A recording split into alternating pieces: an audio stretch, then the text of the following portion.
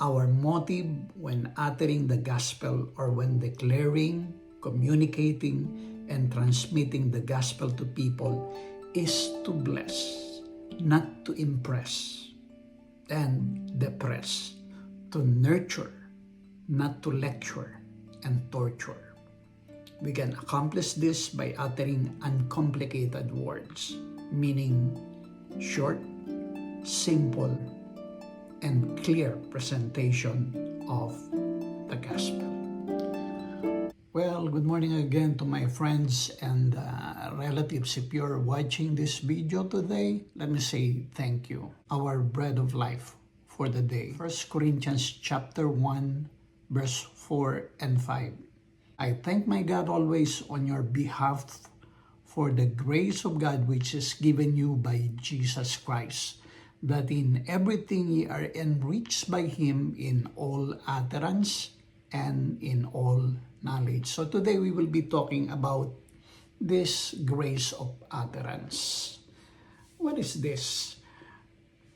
In Tagalog, it means grasya, biyaya at regalo ng Diyos sa ating mga mananampalataya kung paano natin ipapahayag ang Ebanghelyo.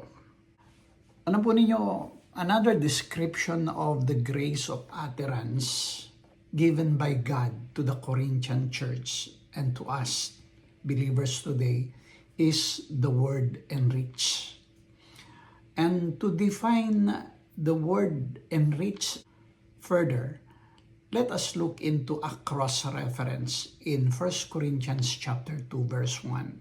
It says there, "And I, brethren, when I came to you, came not with excellency of speech or of wisdom, declaring unto you the testimony of God." What is Paul saying here? Enrich or pinagyaman doesn't necessarily mean many words nor brilliant words.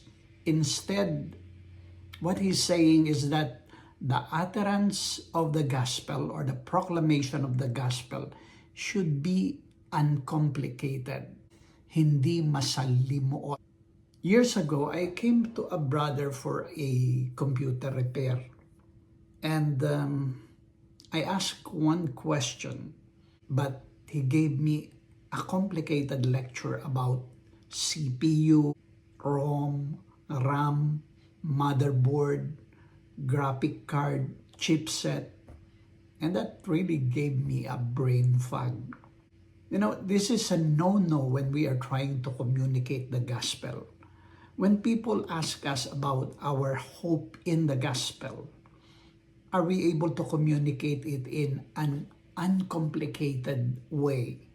Meaning in simple to understand words, or do we give them a brain fog? As a new Christian, I had the opportunity to visit a dying uncle.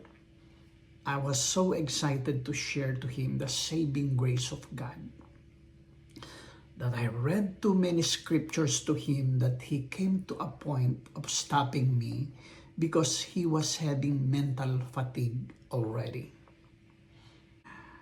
Paul imparted the gospel to the people of Corinth in a language that is contemporary, meaning in easy to understand words of his time. He was not in the habit of icing his gospel proclamation with so-called brilliant words. As a result, the Corinthians are able not only to understand, commit to memory this rich deposit of gospel knowledge, they also learn to articulate this knowledge in a simple, clear, and effective manner to others. In our time, we have the responsibility to communicate the gospel to the world, not in a complex and convoluted form, meaning magulo, not using Byzantine or yung sinaunang words used only by kings and those in authority, especially if you are using English language in your gospel proclamation. You do not use the word adjure, taimtim na pakiusap. The word adamant, simply means matigas ang ulo. Bolok or baka, daysman, meaning tagapamagitan. Here's another thing to think about. Paul did not preach the gospel to the people of Corinth using scholarly and theological words.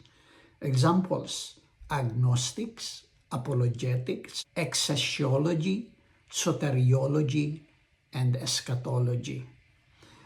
You know, it's funny. I had people in my church who were excited to let me know that they are in Bible school.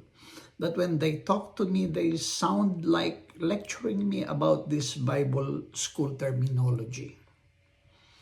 Again, my point is this: we must prayerfully learn to utter the gospel in a contemporary o napapanahon na language using contemporary Bible translations to get results and glorify God.